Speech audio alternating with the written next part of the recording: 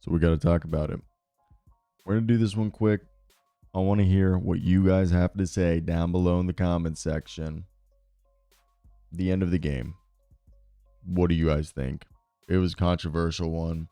Obviously, Cat set the tone. Brunson closed it. And the Knicks escaped Detroit with a gritty 118-116 win. New York takes a 2-1 lead as Cade and the Pistons fall short in a wild finish.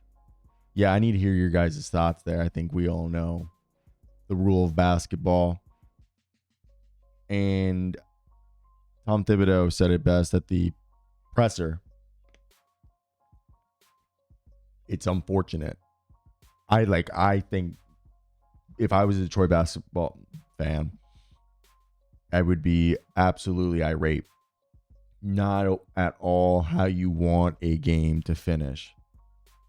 I think everybody deserves the right to compete, and it takes away the ultimate privilege that any team should have, and that is the right to compete to the final whistle. That's my one gripe with it. Regardless of what side you are on, Knicks fans, you got to win. You're up one. Congratulations. And there was a more than likely chance that you were going to get that regardless. Just, making a shot, taking it, or going to overtime. The odds were in their favor, but at least to be able to be given the opportunity, and having that opportunity robbed from you is what I think, at least if you're a basketball fan, regardless of what team you're cheering for, you feel at least some sort of like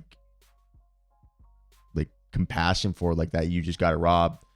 Anyone who's played competitive basketball has had moments like that where you felt like the game was at least the opportunity to make to do a last second, where I think every kid who's played backyard basketball or, front yard, driveway basketball would be the right way to phrase it, or even at the park or wherever it may be, that final play is that what everyone dreams of, at least, and to have that robbed. But Cat and Jalen Brunson, 61 points combined.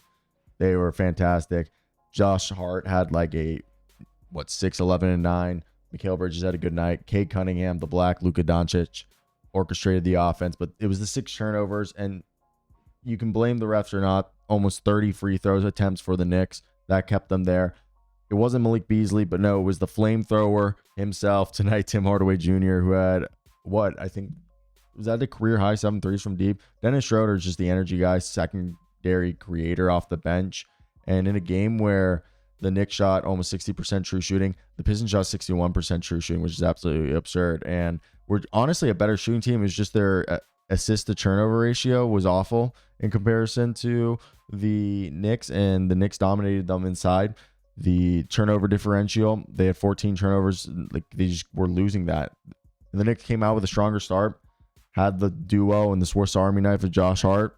So when you have the Brunson Towns, then Josh Hart, and have 4 players over 20 points, look, they fought back, but the fouls, the turnovers, and obviously the referees did not help. Now, they need to maximize Cade, and people need to continue showing up. It can't be just these guys. They need to match the Knicks if they want to do this, and they just can't turn the ball over a foul. They also need to figure out a way to stop Karl-Anthony Towns from getting inside. It's no problem. So that's mine. I want to hear you guys' thoughts. Quick one right there.